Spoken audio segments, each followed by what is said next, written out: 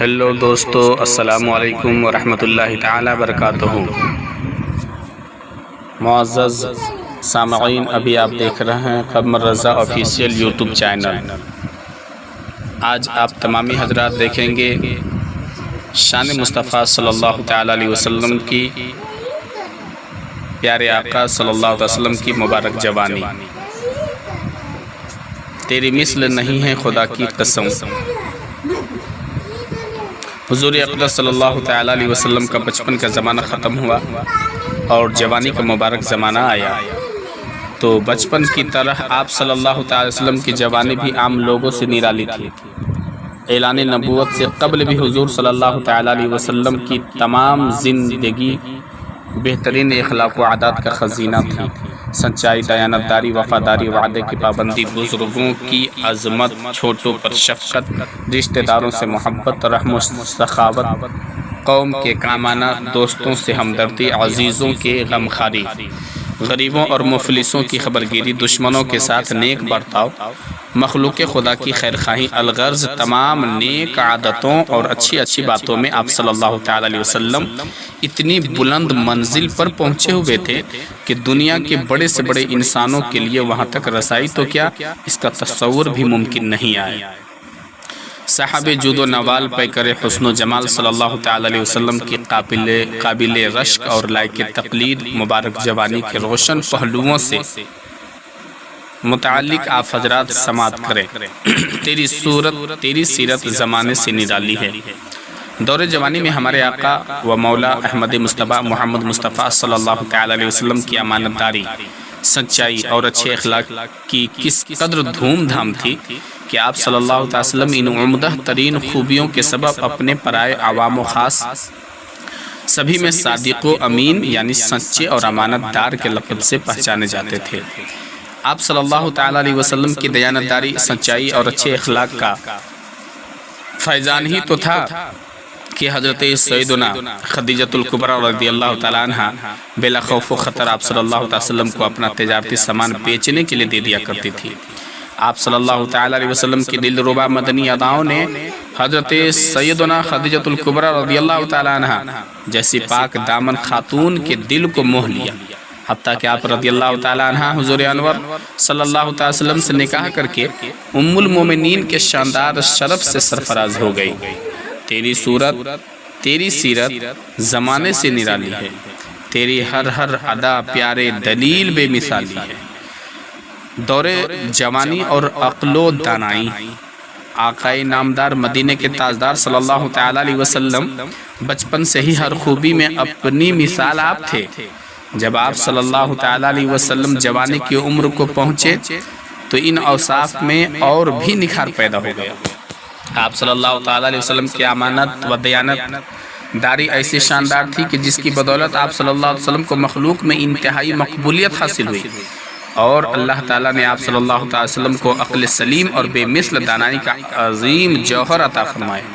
چنانچہ جب تعمیر کعبہ کے وقت حجر اسود کو نصب کرنے کے معاملے میں عرب کے بڑے بڑے سرداروں کے درمیان جھگڑا کھڑا ہو گیا اور قتل و غارت گیری تک کی نوبت پہنچ گئی، تو آپ صلی اللہ علیہ وسلم نے ان کے جھگڑے کا ایسا لاجواب فیصلہ فرما دیا کہ بڑے بڑے دانشوروں اور سرداروں نے آپ صلی اللہ علیہ وسلم کے فیصلے کی عظمت کے آگے سر جھکا دیا، اور سبھی پکار اٹھے کہ واللہ یہ امین ہیں اور ہم ان کے فیصلے پر راضی ہیں۔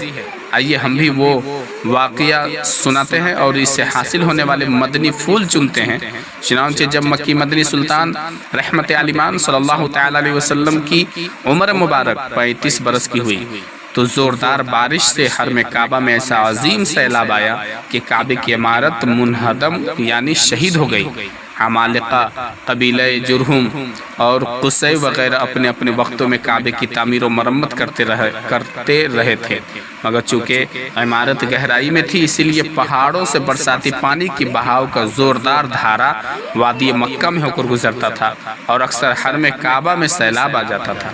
کعبہ کی حفاظت کے لیے اوپر کے حصے میں قریش نے کئی بند بھی بنائے تھے، مگر وہ بند بار بار ٹوٹ جاتے تھے، اسی لیے قریش نے یہ طے کیا کہ کعبے کی ایک مضبوط عمارت بنائی جائے جس کا دروازہ بلند ہو اور چھت بھی ہو۔ چنانچہ قریش نے مل جل کر تعمیر کا کام شروع کر دیا۔ اس تعمیر میں حضور انور صلی اللہ تعالی علیہ وسلم بھی شریک ہوئے اور سرداران قریش کے ہمراہ پتھر اٹھا کر لاتے رہے۔ مختلف قبیلوں نے تعمیر کے لیے مختلف حصے آپس میں تقسیم کر لیے۔ جب عمارت حجر اسود تک پہنچ گئی تو قبائل میں سخت جھگڑا کھڑا ہو گیا۔ ہر قبیلہ یہی چاہتا تھا کہ ہم ہی حجر اسود کو اٹھا کر دیوار میں نصب کریں تاکہ ہمارے قبیلے کے لیے یہ فخر اور اعجاز کا باعث بن جائے۔ اس کشمکش میں 4 دن گزر گئے، یہاں تک کہ نوبت پہنچی کہ تلواریں نکل آئی۔ کچھ قبیلوں نے تو اس پر جان کی بازی لگا دی۔ زمانہ جاہلیت کے دستور کے مطابق اپنی قسموں کو مضبوط کرنے کے لیے ایک پیالے میں خون بھر کر اپنی انگلیاں اس میں ڈوبو کر چاٹ لی۔ 5ویں دن حرم کعبہ میں تمام قبائل عرب جمع ہوئے۔ ایک بوڑھے شخص نے یہ تجویز پیش کی کہ کل جو شخص صبح سویرے سب سے پہلے حرم کعبہ میں داخل ہو اس کو سردار مان لیا جائے، وہ جو فیصلہ کر دے سب اس کو تسلیم کر لے۔ چنانچہ سب نے یہ بات مان لی۔ خدا عز و جل کی شان کہ صبح کو جو شخص حرم کعبہ میں داخل ہوا وہ حضور رحمت عالم صلی اللہ تعالی وسلم ہی تھے۔ آپ صلی اللہ تعالی علیہ وسلم کو دیکھتے ہی سب پکار اٹھے کہ واللہ یہ امین ہیں، لہذا ہم سب ان کے فیصلے پر راضی ہیں۔ چنانچہ آپ صلی اللہ علیہ وسلم نے حکم دیا کہ جس قبیلے کے لوگ حجر اسود کو اس کے مقام پر رکھنے کی دعوے دار ہیں ان کا ایک سردار چن لیا جائے۔ چنانچہ ہر قبیلے والوں نے اپنا سردار چن لیا۔ پھر حضور صلی اللہ علیہ وسلم نے اپنی چادر مبارک کو بچھا کر حجر اسود کو اس پر رکھا اور سرداروں کو حکم دیا کہ سب لوگ اس چادر کو تھام کر مقدس پتھر کو اٹھائیں۔ چنانچہ سب سرداروں نے چادر کو اٹھایا اور جب حجر اسود اپنے مقام تک پہنچ گیا تو حضور صلی اللہ علیہ وسلم نے اپنے متبرک ہاتھوں سے اس مقدس پتھر کو اٹھا کر اس کی جگہ پر رکھ دیا۔ اس طرح ایک ایسی خونی لڑائی ٹل گئی جس کے نتیجے میں نہ معلوم کتنا خون خرابہ ہوتا۔ تو ہی انبیاء کا سرور، تو ہی دو جہاں کا یاور، تو ہی رہبر زمانہ مدنی مدینے والے۔ اے عاشقان رسول صلی اللہ تعالی علیہ وسلم، سرکار صلی اللہ تعالی وسلم کی مبارک جوانی ایسی بے کمال تھی کہ پیارے صلی اللہ تعالی وسلم ہمیشہ حق کا ساتھ دیتے تھے۔ حضور صلی اللہ تعالی علیہ وسلم امانت داری، خوش اخلاقی اور سچائی جیسی اعلیٰ خوبیوں سے بھی آراستہ تھے۔ حضور صلی اللہ تعالی علیہ وسلم صادق و امین کے لقب سے مشہور تھے۔ حضور صلی اللہ تعالی علیہ وسلم نے تجارتی مقاصد کی خاطر کئی ملکوں کے سفر فرمائے۔ حضور صلی اللہ تعالی علیہ وسلم کو مظلوموں اور بے کسوں سے بہت ہمدردی تھی۔ حضور صلی اللہ تعالی علیہ وسلم کے فیصلوں کی برکت سے قبیلوں کے درمیان صلح ہو جاتی۔ حضور صلی اللہ تعالی وسلم نے حجر اسود کو اپنے دست اقدس سے دیوار کعبہ میں نصب فرمایا۔